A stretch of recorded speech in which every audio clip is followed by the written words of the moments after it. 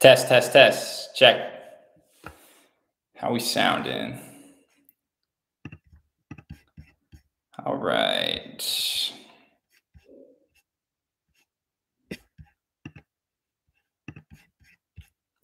Just finishing something up. Gonna wait a few minutes, see if anybody piles in here.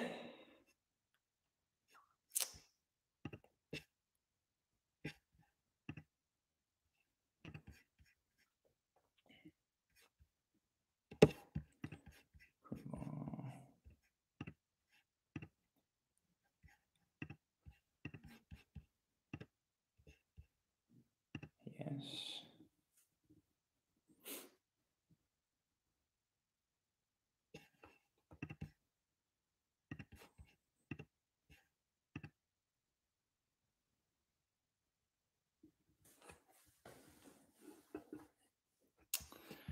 All right. Let's see.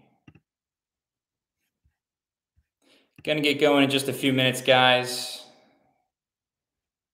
This is my first ever YouTube live, so I'm pretty excited for it. Never done it before, but we'll see how it goes.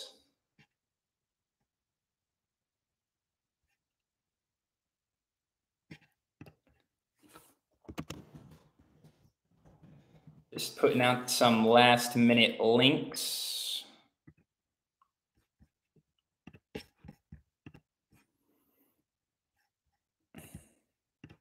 And we should be good.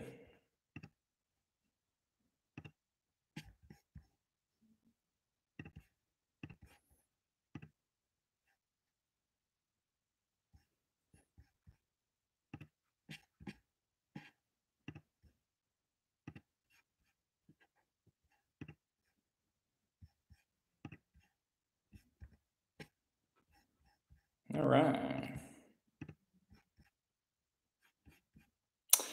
Cole W says, yo, what's up, Cole W? That the W in your last name stands for win.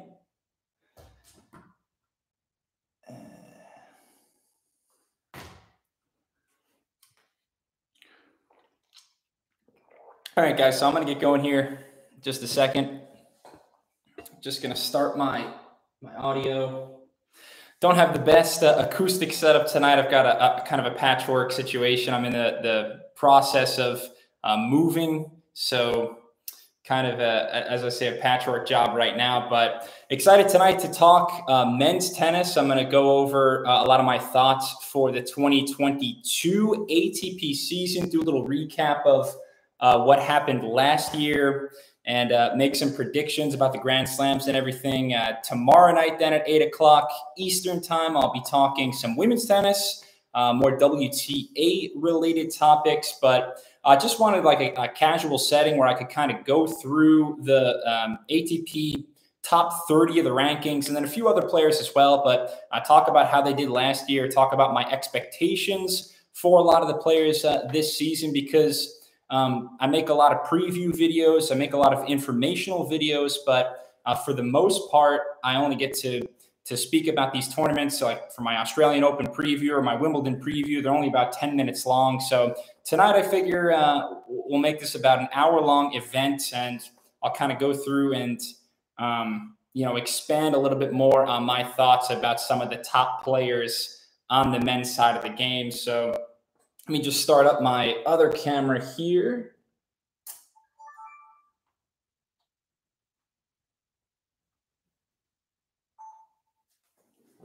All right. All right. Again, thank you to all those already in this YouTube Live. Please, feel free to ask questions and have some fun with it. Right now, as I said, I'm basically just going to go through 1 through 30 of the men's ATP rankings and give some thoughts. But if you have questions, please just type them in the chat box, and I'll try to give the best answer that I can. But this is kind of new for me. Thank you for the continued support. I'm almost at 4,000 subscribers, so it definitely means a lot. My channel a little bit over 3 years old now, so I've been doing mostly tennis and soccer videos, a little bit of basketball as well, but I've really enjoyed it so far. I've been doing a video per week for the last, 40 months, and it's been really fun. So excited to do this YouTube Live, and hopefully I'll have more in the future, but I think that'll about do it. Again, tomorrow doing the WTA top 30 at about 8 o'clock Eastern time.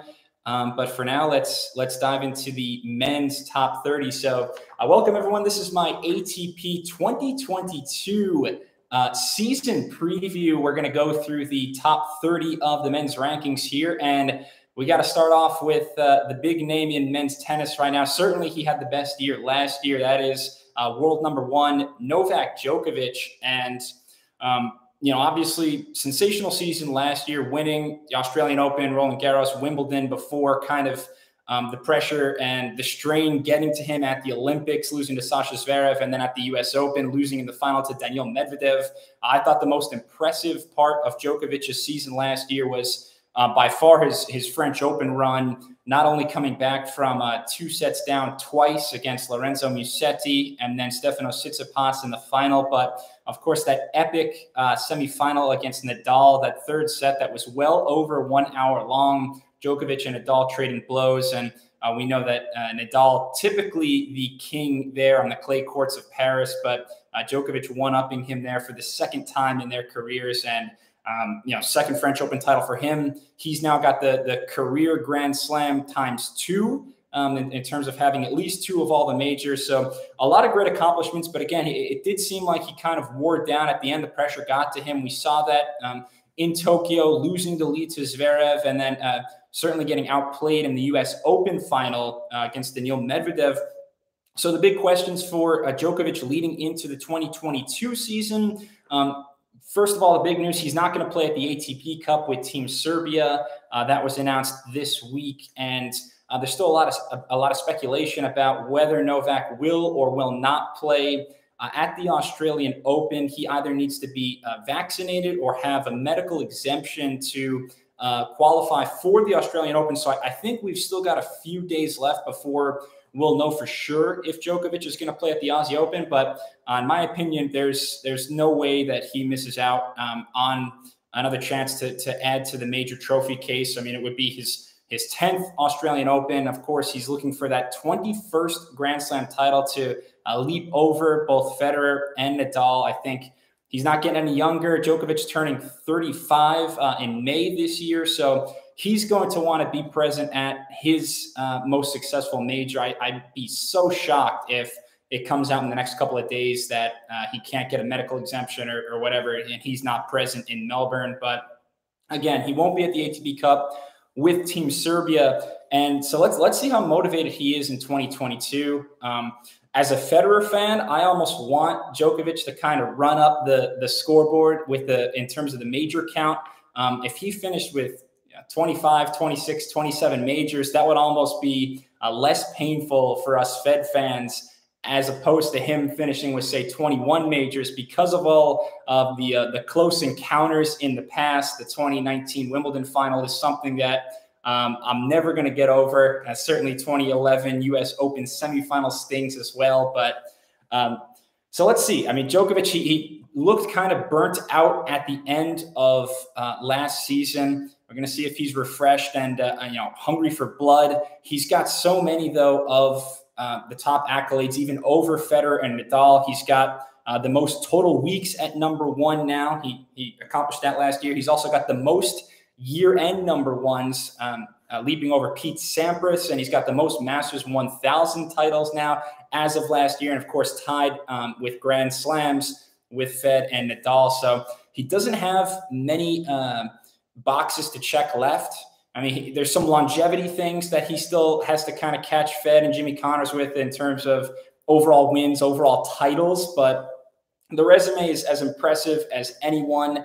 One word of note, though, Djokovic only played 13 tournaments in 2021. So I mentioned he's getting older. He's turning 35 this year. We'll see how he kind of manages his schedule, though, heading into this season. I think there's going to be a lot of openings for the other players because of that. And the top guy who might be a benefactor is the world number 2. That is your 2021 U.S. Open champion, Daniil Medvedev, who's nipping at Novak's heels for number 1 in the world. He's got some good opportunities to make up points early in 2022. And let's see, we got a comment from my older brother who's in Ecuador right now. He says, "What's up, Snowman? What do you think about Kyrgios this year?" We're going to get to Kyrgios. Basically, I'm going to get back to Medvedev, but Kyrgios he's Hugh Jackman. He's the greatest showman. He's always going to put on a fantastic show, especially in Australia. He's only 26 years of age, but I heard a couple interviews where Nick said he might not be playing too much longer. Might just sit on his millions at this point and kind of move into the next phase of his career, video games or whatever that is. So I'm just going to savor Kyrgios while we can.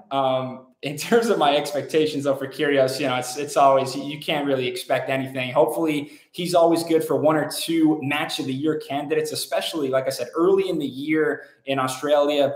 Last year at the Australian Open, he had that awesome match against Ugo Humbert. Dominic Thiem came back against him. So he's an entertainer. He'll put on some great shows, but thanks a lot for that comment, Mike. Cheers from Ecuador. It's beautiful. Hope you're enjoying the mountain air. But again, Medvedev.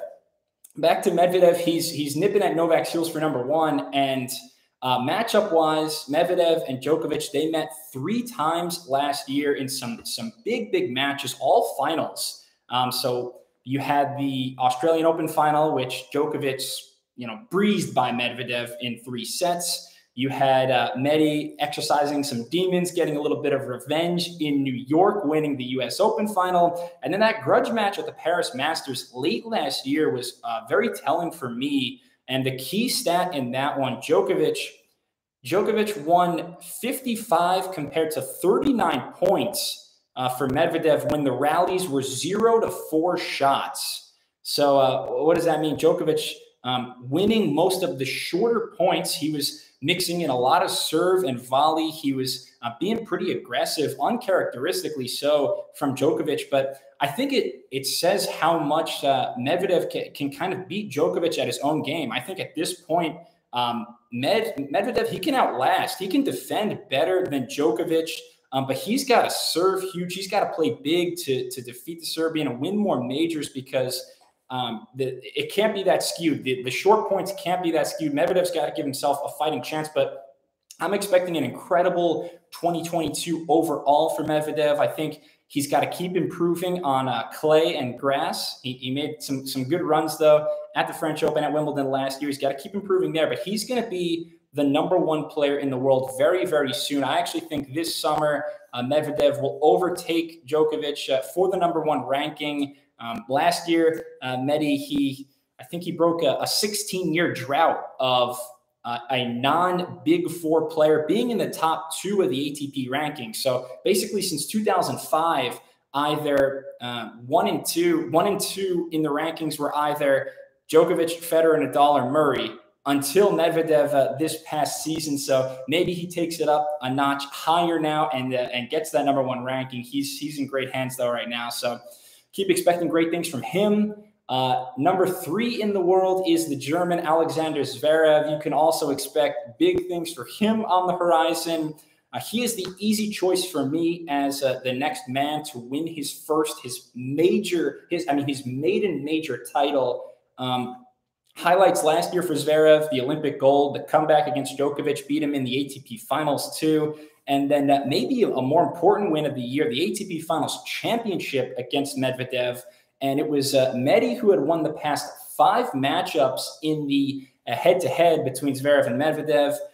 But Zverev, he was serving some bombs in that final, moving amazingly. He's got all the tools. And the key stat in their matchup, Zverev versus Medvedev, is that I think that they showed on Tennis Channel, I don't know if it was for that match in Paris specifically, or that match at the ATP Final specifically, or maybe their previous encounter at the Paris Masters.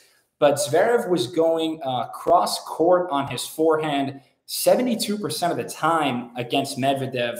So in contrast, Medi, he's about 50-50, whether going down the line or cross-court. Zverev, oftentimes with his forehand, it is his weaker ground stroke. His backhand is probably top 3 in the world. I mean, it is world-class, rock solid. His backhand is a thing of beauty. But we know that Zverev's forehand can break down. So 72% of the time cross-court, he's got to do a much better job of mixing it up and kind of taking some chances, because Medvedev's IQ is just too high. He's going to get into a rhythm. He's that kind of master chess player. He's going to see 4, 5, 6 shots in advance. I think that's the key, though, for Zverev against Medvedev this year, mixing up that forehand, not going cross-court so much. Their head-to-head, though, is now at 6-6, and Zverev was just in incendiary form towards the end of last season. He's 31-4 in his last 35 matches, and I just think there's no way he's not winning a major in the next 2 years.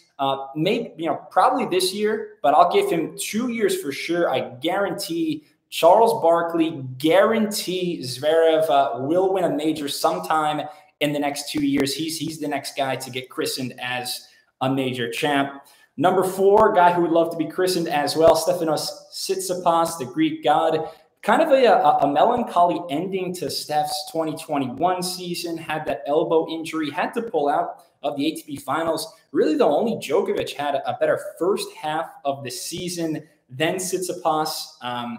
Steph, he had the Roland Garros final. He had the Monte Carlo title. He had that insane comeback against Nadal at the Australian Open, coming from 2 sets down. That was only the second time ever that Nadal had lost a 2-set lead. And the other time was at the 2015 U.S. Open against Fabio Fognini. So great comeback there. Certainly a match of the year candidate. But a disappointing second half of the season. He kind of cooled off. It was that another Wimbledon first-round exit for Steph, that time against Francis Tiafoe. He also lost in the 3rd round against Carlos Alcaraz, had the whole bathroom break controversy that really started kind of in Cincinnati against Zverev, and then against Andy Murray. There was a lot of drama and continued, and it snowballed. And, Tsitsipas is a hard guy to read. He kind of marches to the beat of his own drum. I'm not really quite sure what to expect from him. I think he'll probably end up making another Grand Slam semifinal or 2 this year. I don't know if he gets back to a final, though, this season. I think there's a couple guys who were injured last year who might be taking some of the opportunities away from him. But certainly the future is still bright for Steph. So those are the top 4 guys. Those are going to be likely the top 4 at the end of the season, honestly. Djokovic, Medvedev, Zverev, and Tsitsipas. Again, Snowman here doing a YouTube live. We're going over the top 30 of the ATP rankings, getting ready for the 2022 season. Right now, I'm recording this on Wednesday, December 29th. When you see it, it might be the 30th or beyond. Only a couple days away from the ATP Cup beginning, the premier team event in men's tennis. I'm very excited for that. And then, of course, the Australian Open beginning, I believe, January 17th down under. So it's one of my favorite times of the year. I think the Australian Open is probably my favorite major. It's evolved over the years. It used to be the U.S. Open because that was the only one that was kind of time-wise great to watch for a young boy growing up with a reasonable bedtime. But at this point, I kind of don't worry about it. I stay up all night, sleep at some other time. Aussie Open is the best, though. It's the happy slam for a reason, So that's the top 4. Let's move on to number 5 in the rankings. And please ask questions. We got a little bit of activity, but jump in, ask any tennis-related questions, or really any snowman-related, anything. Let's keep going. Andrei Rublev is your number 5 player in the world, and I gotta say the ugly word of the past couple of years, and that is COVID. Rublev, one of 6 players from the preseason exhibition tournament in Abu Dhabi, who tested positive for COVID afterwards. So Rublev did have to pull out of that aforementioned ATP Cup. We'll see how he is feeling. I think he said it's very mild symptoms for him. But the question for Rublev is, what did he do to improve over the offseason? Because he's made strides. There's no doubt about it. He had an impressive victory on clay against Rafa in Monte Carlo this past season. He made the Cincinnati final. But a very telling stat, Rublev 4-13 all-time against Medvedev, Zverev, and Tsitsipas. So those are kind of the next big 3. Again, Rublev 4-13 against those 3 gentlemen. So I just think those guys, they feel so comfortable against Rublev. The Cincinnati final versus Zverev was embarrassing. I mean, that was straight up a shellacking, less than an hour. That was Steffi Graf-esque what Zverev did to his good buddy Rublev that day in Cincinnati. There's a lot of good things with Rublev. The ball striking ability off the charts, but when is he going to get a net game? When is he going to improve his defense, his movement? His second serve has been very susceptible the past couple of years. When's he going to add more variety to his game, get a reliable slice? He can still work on his endurance, his overall stamina. Tennis is more than just hitting the stuffing off the ball. And I think it's honestly amazing that Rublev has gotten all the way to 5 in the world with such a one-dimensional skill set, because I think he's got so many things he can improve on. So he'll keep working, but I hope to see it this year, because the last couple of years it's been pretty similar. And as I said, those top guys have gotten very comfortable against him. So that's Rublev.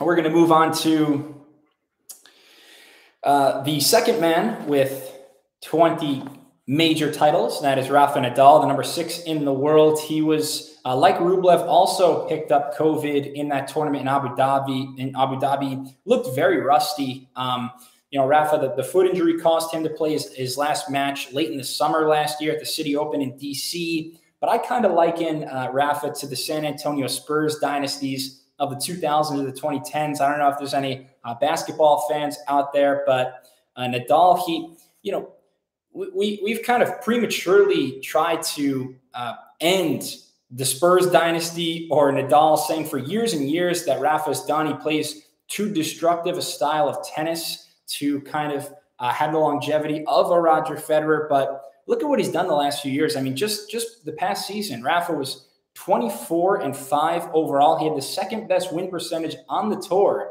just after Novak Djokovic. So he is 35, but we can't count Nadal out just yet. I mean, the guy won both Barcelona and Rome last season for like the 27th time each. It was his 17th straight top 10 finish. Nadal has been in the top 10 for like 16 years. I mean, I don't even remember what I was doing in 2005, but you better believe if Rafa plays at the French Open as well, he'll be the favorite there too. So if Novak slips up at the Australian Open, or if Novak doesn't play in Melbourne, Rafa could somehow be the first player to 21 Grand Slam titles. So we'll see. That's the story with Rafa. Number 7, Matteo Beretini, the lovable Italian, really solid year. He made his first Grand Slam title.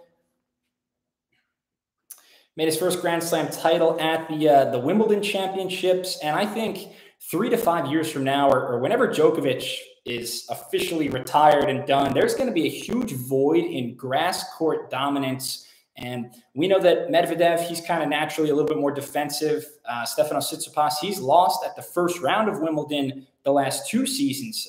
Thomas Fabiano and Tiafoe knocking him off there. Zverev is he's fine on grass, but he still prefers the other 2 surfaces probably a little bit more. Rublev and Rood, they're more baseliners that kind of lack the volleying skills that are required on grass. So my point is, Matteo Beretini could have a monopoly on grass court tennis in the near future. The serving stats are always impressive for him. The second highest service hold percentage last year, just after John Isner, and at 90%, and then the highest break point save percentage at 72%. So Berrettini playing some very clutch tennis at the best times. A little bit of a heartbreak for him in the last tournament of the year in Turin, the ATP Finals, which he finally qualified for, or I guess it was his second time, but he did have to pull out with an abdominal injury. So, it wasn't what Berrettini wanted there. He was really amped up to be playing in front of the home Italian crowd, but he's going to be back and should be better than ever. Number 8, Casper Rood, was also at the ATP Finals in Turin, and basically everything I said about Andrei Rublev, ditto, same goes for Casper Rood. I mean, he's an extremely high floor player. He doesn't lose to guys outside of the top 30 very often, but he doesn't necessarily threaten the top 5. I mean, Medvedev at the ATP Finals, the Russian never looked not comfortable or under pressure in any way against Rood. I just think those guys, they get so comfortable. They hone in. They get in the zone against guys like Rublev and Rood. I don't think it's as critical with Rood as it is for Rublev, because last year was essentially Casper's breakout season. But he's got to watch like some Dominic Thiem tape and just study up. I mean, he like Rublev, he's got a lot of the great ball striking tools to be a contender for majors, especially on his preferred surface of clay in Paris. He's got the most RPMs on both the forehand, and I think that maybe top 5 in the backhand side, but definitely on the forehand side, Rood can rip it. I mean, that thing just bounces off the clay, especially at high elevations too. But Rood, he's got to keep improving. Number 9 is Hubert Hurkacz, and some giant leaps for Poland's finest last season. He's the highest ranked Polish man ever. And I don't know what was more impressive for Hubie last season, winning the Miami title or knocking off Med and Fed back-to-back at the All England Club. He's a top 10 server by most metrics, but also a very agile mover for somebody who's 6'5", a little bit of an unorthodox style to his game. Certainly not as it's not as conventional as some other players in the top 15. I've heard all the Andy Murray comparisons with his game, kind of a bigger Andy Murray, but there's something to be said about his all-court game, the baseline skills plus the power. He's just got to find some more consistency from month to month, but I think there's a lot of good things in Hurkacz's future. Speaking of the future, this is kind of the number 1 guy of the future, the number 1 young man leading the way. The number 10 player in the ATP rankings right now is Yannick Sinner, and I have been itching to talk about the 20-year-old. He is the total package. I mean, he is a future number 1 overall player and a multi-Grand Slam winner. Lead pipe, stone cold lock. Sinner is going to do some great things over the next 10 to 15 years. He's made a very swift progression. He's won a lot of smaller titles now, several top 10 wins last season, beating guys like Rublev, Rood, and Hurkacz. He's had some growing pains. First round defeat last year, tough draw against Denis Shapovalov, who I'm going to get to in a sec. Also lost in the Wimbledon first round against Martin Fucsovics, but he's also quite literally still growing. So I mentioned the growing pains, but I think his physio said a few weeks ago, I was reading an article that Sinner is literally still growing at age 20. So he's growing both on the court and off, I suppose. He could have been a champion skier, just like Djokovic, great on the slopes, and that has helped with his agility, his pliability, very similar to Novak. So he plays great defense. And Sinner, he's got a unique blend of both the offense and defense. That's why a lot of people are so high on him, like myself. Nick Kyrgios says that Sinner hits the ball harder than anyone on the tour, and he checks so many boxes. Probably other than maybe Medvedev, I think Sinner has more boxes checked than anyone else. So it's not a question of if, but when for Sinner. He's got the sixth best odds to win the Australian Open this season. It's just, I think it's just Djokovic, Nadal, and then Medvedev, Zverev, Tsitsipas, and Sinner's right there already at age 20. He is, the sky's the limit for the kid. He's got such a cool demeanor, the calmness. A lot of the other young players, Shapovalov, you see more of the fiery side, the emotional, passionate side. Sinner, he's got that, but he keeps it underneath. He stays composed. He's more like Bjorn Borg than John McEnroe per se. So Sinner is going to be winning Grand Slams very, very soon.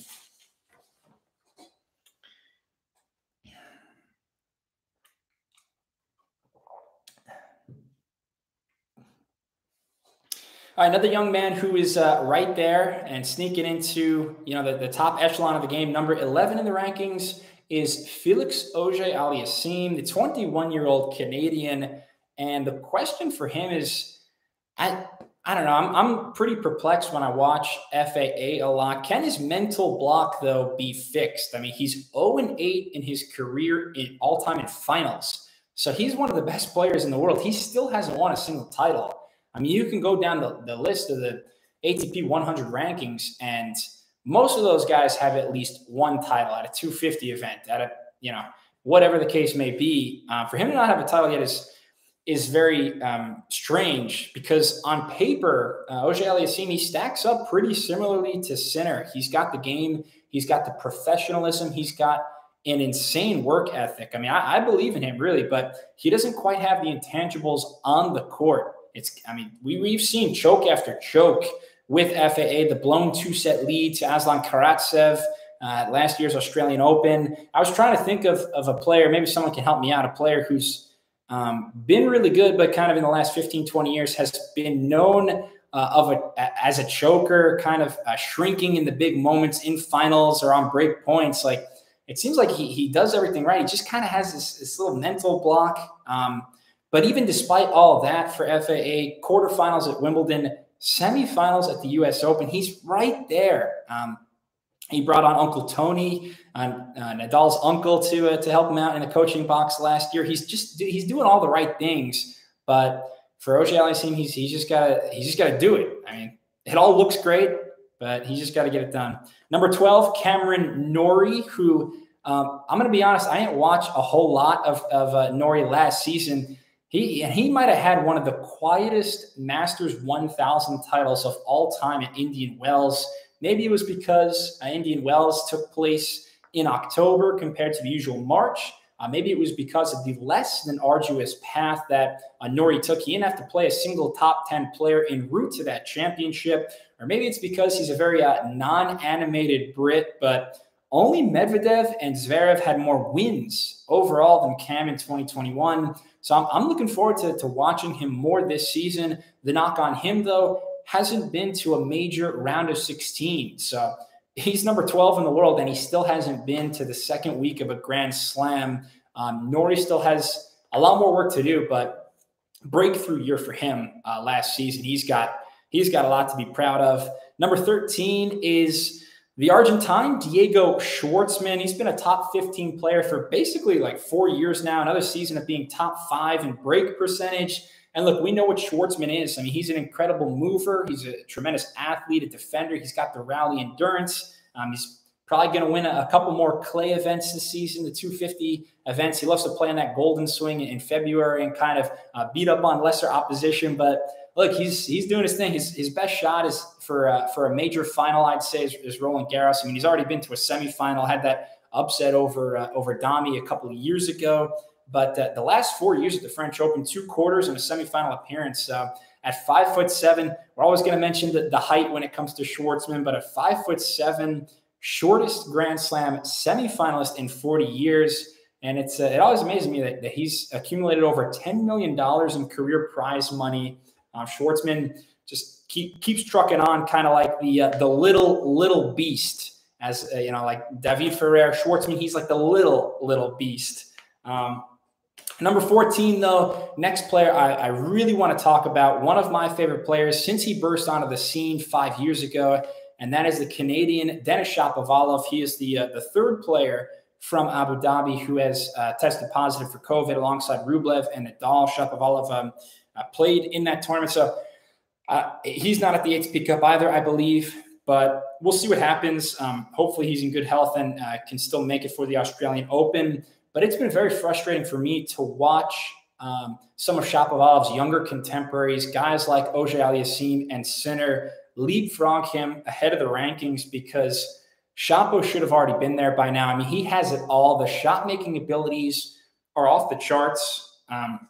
He's got some skills, some shot-making skills that others dream of. The torque he's able to generate with that magnificent one-handed backhand movement. He's so athletic, but it keeps coming back to these silly mental errors at inopportune times. And as opposed to Aliasine, it's not like he chokes or anything. It's a different kind of choke, though, because I think Aliasine, he just gets nervous or there's like a mental block. But for Shapo, it's more shot decision and decision-making as opposed to whether you make the shot or not. I mean, I see so many times in a Shapo match, he's going down the line when he should just take the easy shot cross court. Just take what your opponent's giving you. I mean, third highest double fault percentage in 2021 at almost 8%. Obviously, that needs some work. He's still only 22, but he's also got to get – this frustrates me. He's got to get like a chip or a block return because I see Shapovalov, he's always taking these full cuts, these elongated swings on every return. And it's like, just get it in play. Just start the point and kind of make your opponent work a little bit. You don't have to be Superman on every point. So he needs a little bit of that rally endurance that I was just talking about with Diego Schwartzman. But I know Shapo did recently bring on Jamie Delgado onto his coaching team. So hopefully that helps. Delgado is with Andy Murray for a long time. But, Shapo, He's got to get it done. He's got to get it done because it's beautiful to watch, but it's also painstakingly frustrating to watch that guy.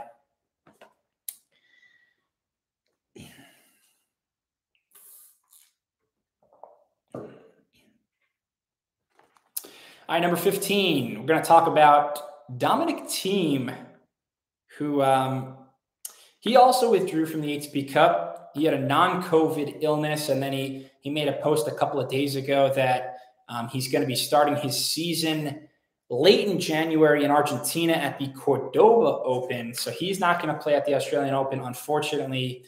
That's really sad for me. We haven't seen Thiem in about 6 months. Hasn't played since late June. Just a 9-9 record last season with that serious right wrist injury. Had to have surgery.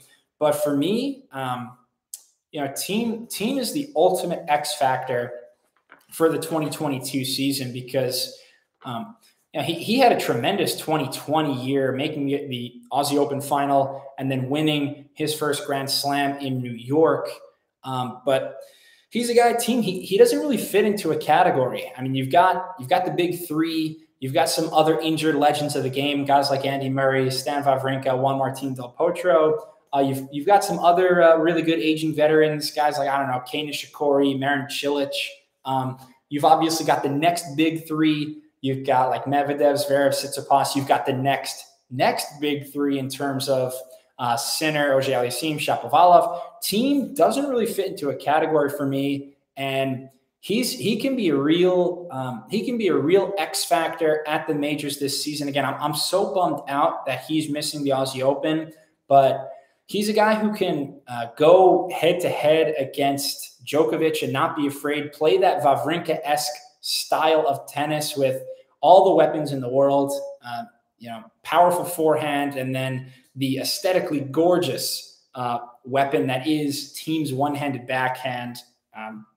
I was really excited. We were supposed to get Thiem versus Medvedev, one of the first matches of the year at the ATP Cup, Team Russia versus Team Austria, but Medvedev will still be there for Russia, but Thiem is no longer playing for Team Austria, as I said, and I think Austria actually got replaced by France, so France will now be at that event, but no Thiem at the Aussie Open. He's my X factor, though. Watch out for him this season. Number 16 on the ATP rankings list is the man whose shirt I'm repping right now, one of my favorites of all time, Roger Federer. And I just got to say, even as a super Fed fan, like how he's still 16 in the rankings is it's just incredible. I mean, Federer has played 19 matches total over the last 2 years. We know he's 40 years old now, but he's played only 19 matches in 2 years. 2020, we get it. It was a shortened COVID season, weren't as many tournaments, but just 9-4 in 2021. The very somber ending at the 2021 Wimbledon Championships, losing in straight sets to Hurkacz, and came out shortly afterwards that he was very injured, had to get a third knee surgery done in the last couple of years. He just had that a few months ago. So he's definitely not going to play at the Aussie Open. Fed won't, and maybe not even Wimbledon as well. I really hope he can get back for Wimbledon, but I think at this point, Fed probably just wants to go out on his own terms. The end comes pretty quickly sometimes for athletes. We've seen it with, I think about Peyton Manning. 1 year you're winning MVP in like 2013, you're the best in the league. And then 2015, you're throwing flutter ducks all across the field. Everyone's calling you washed up. I mean, it happens quick, the drop off. So Fed's got to be careful, but I just think he wants a few more tournaments. He wants a couple more runs at a major where he goes out on his own terms and he can be pain-free after his career.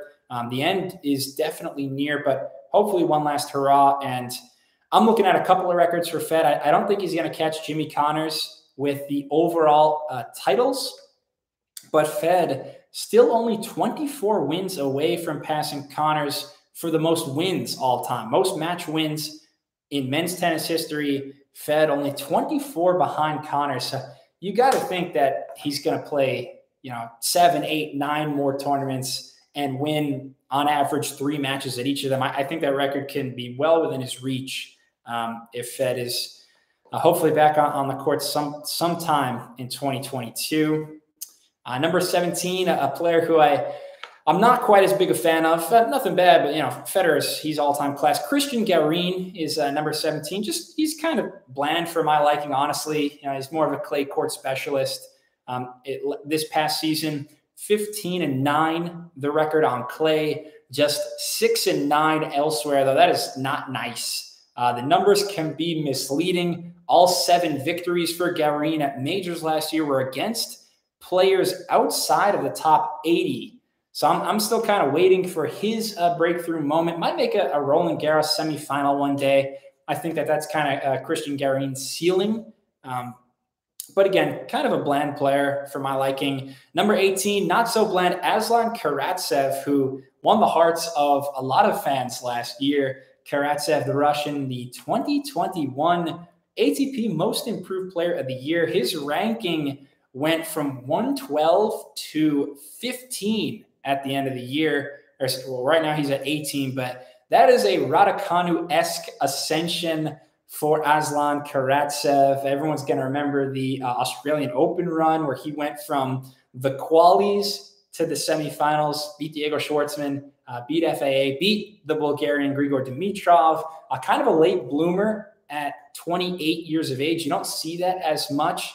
Certainly the number one example I think of, Stan Wawrinka, a guy who didn't win his first major till his late 20s. But Karatsev, he also had other notable wins last season against Djokovic, Medvedev, Sinner, Rublev, Hurkacz, Shapo. That's 5 top 10 guys plus Shapovalov. He had a whole host of big headhunting wins last season. Karatsev, a big game hunter, kind of a Cilic-esque game. Certainly a lot of firepower for King Aslan. Number 19, Roberto Bautista Agu. His form dipped a little bit last year, 29-25 overall record. No titles. Highlight was probably the Miami Open semifinal where he defeated Big John Isner and Daniil Medvedev before falling to Sinner. Number 20, Pablo Carreno Busta, another workman-like Spaniard. Got the bronze medal at the Olympics. That's no laughing matter for Carreno Busta. Kept Djokovic off the podium there. Carreno Busta has been known to be a thorn in the side of Joker. Of course, it was him who was playing against Djokovic when he defaulted at the 2020 U.S. Open, where Djokovic hit a linesperson with a tennis ball. Number 21. Number 21, we're going through the top 30 of the men's ATP rankings here. Going to talk about a few other players as well, then make some predictions. Just casually going through the rankings here, giving some thoughts. And as we get ready for the 2022 men's tennis season, which is just around the corner, going to be talking all things women's tennis tomorrow, the 30th at 8 o'clock p.m. Eastern time here in the United States. This is Greg Calarco, the Snowman, live from Miami, Florida. And so back to the rankings. Number 21, though, Gael Monfils, who there's some dark days for Gael. An 8-match losing streak early in last year, but he got married to Svitolina. We love Monfils, and he's got a great personality. The smile is at the top of the game. I'm going to savor his remaining days, just like what I said about Kyrgios before. Monfils is a class guy who I just love to watch. He's 35 now. The athleticism certainly waning for Le Monf, but he can still produce fireworks on any given day. Number 22 in the rankings is the Georgian Nicolas Basilashvili. Big highlight for him. Indian Wells final in October, where he ended up losing to Cam Nori, but Basilashvili, he might hit the biggest ball in tennis. I was thinking it's probably Basilashvili, Yannick Sinner, Andre Rublev. I think that would be my top 3 of who hits the biggest ball in the game today. If you have any thoughts, leave a comment. Let me know who you think has the most. I'm just talking from the back of the court. I mean, he thumps it. Like he smacks it hard. So that's Basilashvili. He won Doha last year, and he's pretty scary when he's clicking. Beat Fed at that event in Doha. So that's him. 23, we've got Taylor Fritz, who is our first American on the list here. At one point, I think American men, they didn't have a guy in the top 30 of the rankings. That was the first time that happened in like over, 40, 50 years. So American men's tennis, not in the best spot right now, but they do have some young talent. I'm not a homer in terms of watching the American men. I kind of just root for whoever tickles my fancy. But Taylor Fritz, I think I actually believe in him the most of any of these American men. I mean, certainly you've got Isner and Oppelco, who are kind of the heavyweights, the big servers. Francis Tiafoe he racked up some marquee wins last season. Sebastian Korda definitely has the highest ceiling. He's coming very soon. Tommy Paul, real cool guy. He won Stockholm to cap his 2021 season. Beat Shapo, Tiafoe, and Fritz there. Jensen Brooksby, we know he balled out at the U.S. Open, had that stellar performance against Djokovic. I think if I were to make my American men's power rankings, though, as of right now, it would be Taylor Fritz at the top. Fritz, he heated up late last season, 3 top 10 wins in the last month, beating Zverev, Rublev, and Beretini, also taking out Sinner and Nori as well. So I think I would have Fritz number 1, probably Korda number 2. I'm talking for the 2022 season. These are my American men power rankings. I go Fritz, I go Korda, I'd go Tiafoe at number 3. I'd go Tommy Paul at 4. Then I would have the serve bots, Isner and Oppelco. I would have Jensen Brooksby at number 7. He's got to work on his serve. It'll take him a couple more years, but if he develops a beefier first serve, gets a couple of free points there, Brooksby's going to be a menace to deal with. And then maybe like Brandon Nakashima as number 8. That's kind of my hierarchy of American men's tennis, since I know probably a lot of you guys are into the Americans. At 24, we've got another American man. That is John Isner. And at age 36, he's probably on his last legs. But, Dr. Evo, he's still playing at 42, or at least I think he's still playing. So the 7-footers, those huge serves, they tend to have a little bit longer tennis life expectancy. They play shorter points. There's a little bit less wear and tear. So we'll see. I mean, Isner, he could go a handful more years still. The North American hardcourt tournament's always going to be where Isner's bread is buttered. That's where he's most comfortable. Last season, another title in Atlanta. That was his 6th Atlanta title overall. He had a couple nice wins over Rublev. So Isner, he's just keep trucking along. Number 25 in the world is the bad boy of British tennis. That is Dan Evans. I got to see Danny Evans in Delray Beach a couple of years ago. He's got a very aesthetically pleasing all-court game. He slices so much with that one-handed backhand. It's frustrating for opponents because they have to kind of adapt to his style. I mean, Evans does such a good job at 5'9". No major weapons that's going to blow anyone off a court, but he volleys well, he defends well. It really is a great all-court game. And he had a career win last year. I'll shout out my boy Bradley McKeska coming in. What's up, Bradley? I see you, man. Dan Evans, though, he had a really notable win, beating Djokovic to make the Monte Carlo semifinals. Had never beaten a top 5 player before that event last year. So I see some great improvements in Evans' game.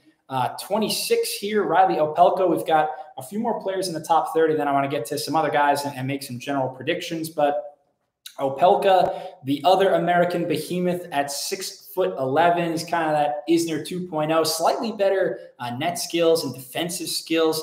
Honestly, I don't see him as a top 15 guy, though. I think he's probably higher floor, lower ceiling than a guy like John Isner, but he'll keep working on his game. Number 27, Lorenzo Sanego, who's going to be a very potent grass court threat in the near future. Italy is so stacked. I mean, Sanego, another guy alongside Sinner and Beretini and Fonini. If he ever gets going again, it's going to be Italy and Russia for years and years to come at the ATP Cup. The Laver Cup is Team Europe versus Team World. But I think Italy and Russia, they're going to be on top of men's tennis for the next 10, 12 years. Russia's got, Medvedev, Rublev, Karatsev, Khachanov. So certainly those 2 countries I'd say would be the top 2 on the men's side of things. Number 28 in the rankings is Grigor Dimitrov, a good guy. He had a nice little resurgence to end the 2021 season, made the semifinals in San Diego and Indian Wells. Dude must just love playing in the state of California. He breezed by Team in Melbourne to make the quarterfinals of the Australian Open. I think I give Grigor a pretty solid chance to make it back in the top 20 this year. I mean, Dimitrov's a guy who's winning the ATP Finals. He was the number 3 overall player just a few years ago. I think he's only probably like 30 years of age. So I give him maybe about a 60, 65% chance to get back in the top 15, top 20 this season. He's going to have some peaks and valleys. I think his game, his performance is predicated kind of how he's feeling off the court so much. But, you got to love Grigor Dimitrov.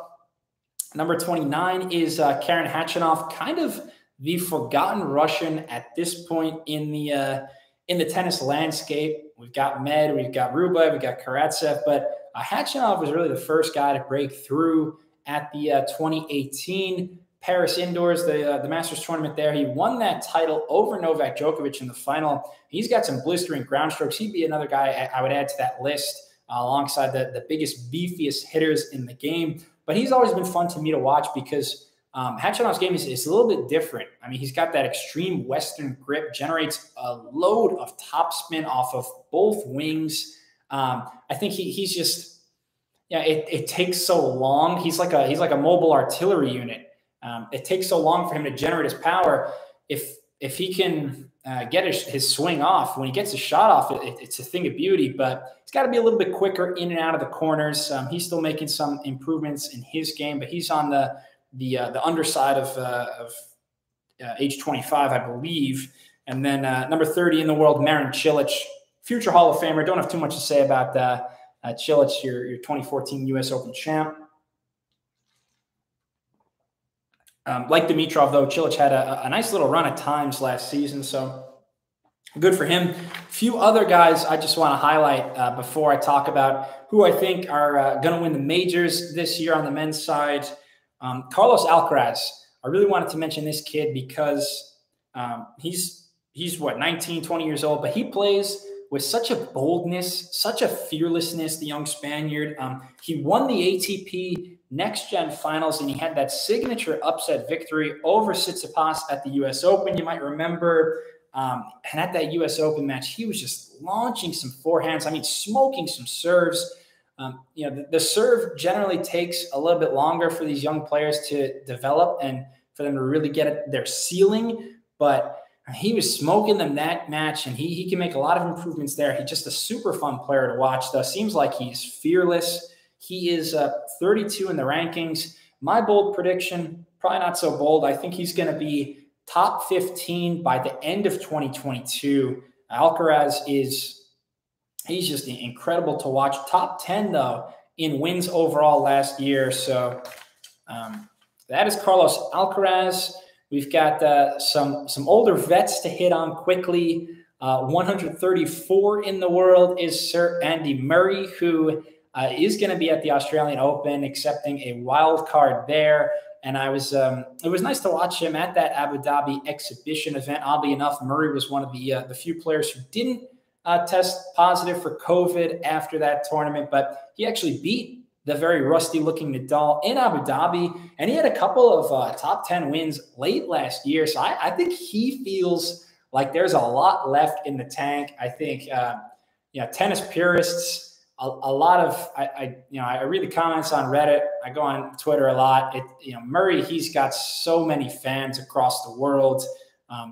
The passion's always going to be there. The fighting spirit, the love of the game. He bleeds this game. He's all heart. He's all class. So give me a Grand Slam quarterfinal for Muzz this year. I think he makes the quarterfinals at a major this season. I would love to see it.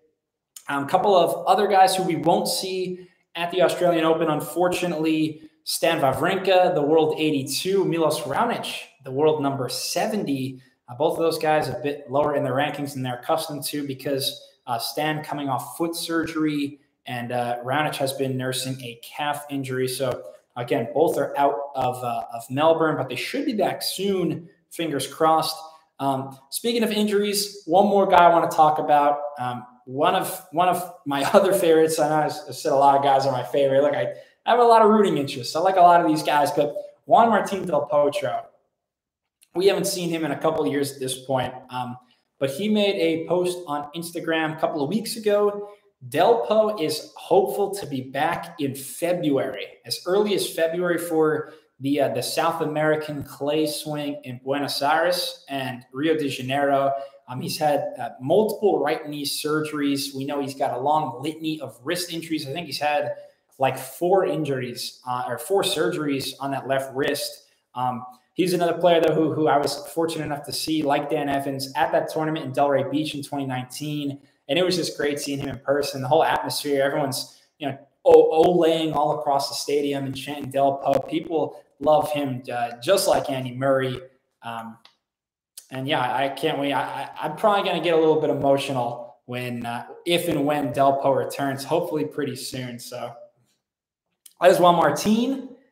And let's make some predictions.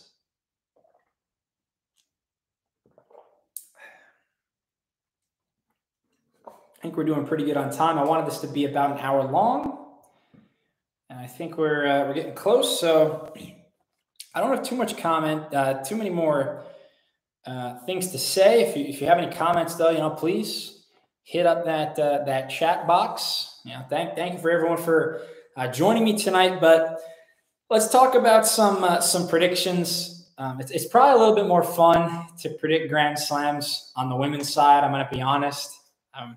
Because on the men's side, it's like you can only spice it up so much without sounding like a Stephen A. Smith who's trying to manufacture hot takes just to get ratings or whatever. Like I can't just say, oh, I think that, I think Schwartzman's going to win the Australian Open, or I think that Alcaraz is going to win the French Open. You kind of have to be. There's only 5 to 10 guys who realistically can win each major because it's so top heavy, because we've had so many greats dominating the majors the last decade or two, specifically Federer and Nadal, Djokovic. So again, it's a little bit, there's more unpredictability on the women's side. You have these random winners, Barbara Krejcikova, Emma Raducanu, Bianca Andreescu. Men's side, we don't get that as much. It's like Djokovic, Nadal, Djokovic, Federer, Nadal, so whatever. Australian Open, though. Australian Open, I feel pretty good about this one. And this is if Djokovic plays or if he doesn't, if he stays in Serbia, whatever. I do think that Daniil Medvedev will win the 2022 Australian Open. You can play this back in February after I'm either correct or incorrect. But the way Medvedev dominated at the U.S. Open, the only guy he dropped the set to in New York was Botic van de Zandschulp. Botic, the only guy who was able to pierce Medvedev's armor even a little bit. I mean, that final was completely one-way traffic, Medi over Djokovic. So I think the hard court king continues his stellar play there. Medvedev winning the Aussie Open. I'm gonna go basic. I'm gonna go chalk with Roland Garros and say that Rafael Nadal will be healthy enough and he will win the French Open. I mean, he's still the odds-on favorite right now. I think he's about plus 150 maybe. Djokovic is like plus 240 from some books that I've seen. So, Djokovic got the better of him last year. 14 Roland Garros titles, though, it doesn't lie. Wimbledon, got to give Djokovic his respect here. I think this is where Djokovic ties Nadal with 21 overall Grand Slams. We'll say that Joker wins at Wemby. And I'm going to say the 2022 U.S. Open, which, by the way, the U.S. Open has been the most unpredictable of the men's Grand Slams, at least. For the most part, it's been Federer and Nadal, Djokovic winning those first three. But a U.S. Open, we have gotten a little bit of variation. Del Potro in 2009, Cilic in 2014, Dominic Thiem in 2020. I will say that Alexander Zverev wins his first major title. He's going to be the U.S. Open champion, though, in Flushing Meadows. I think the year-end number one, as I said before, year-end number one will be Daniil Medvedev because of the fact that he's going to be playing a lot more tournaments throughout the year than Djokovic. Joker, only 13 tourneys played in 2021. So Medvedev is in peak physical shape. He's gonna play a lot more, and he's becoming a threat on all three surfaces. So I think Med's going to end up the number one player at the end of the season. And I'm going to go out on a limb. I'm going to say Yannick Sinner wins the ATP Finals in his home country, in Turin, Italy, at the end of the season. Give me Sinner to win that. Don't be surprised if Sinner makes a Grand Slam final this year. I think I might be jumping the gun on that one by a year or two, but there's so much to love about young Yannick. So don't be surprised about that. And again, Dominic Thiem, the ultimate X factor for the 2022 tennis season. If he can get healthy, all right. So he's out of the Aussie Open. Let's see how he looks in Argentina in late January. But Thiem is the guy who you've got to watch out for. He could be in the top 5 again very quickly. He's the ultimate X factor. So that's pretty much all I've got. I think that was about an hour. I want to say thank you to everyone for joining me for this first YouTube Live experience. Hopefully we'll do more in the future. I'm going to post this video, though, tomorrow as well on the page. And again, thank you for the continued support, getting close to 4,000 subs. And it's been a fun ride. So I thank you all. Cheers, and have a great rest of your night.